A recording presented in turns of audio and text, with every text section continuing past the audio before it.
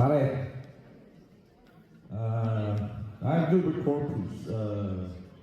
We used to be good friends.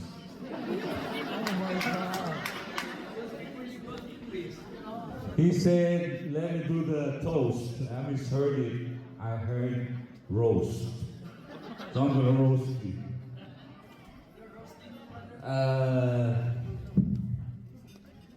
For those who don't know, Alan erected the house that we live in. So, at the age of 57, I wish you more erections.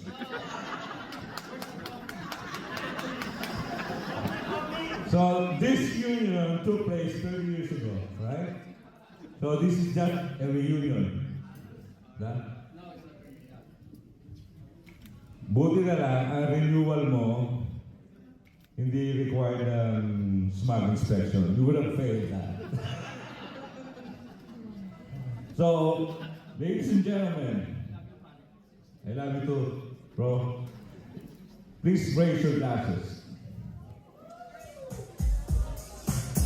As we gather here today to celebrate the reunion of renewal of vows of Alan and Marcia.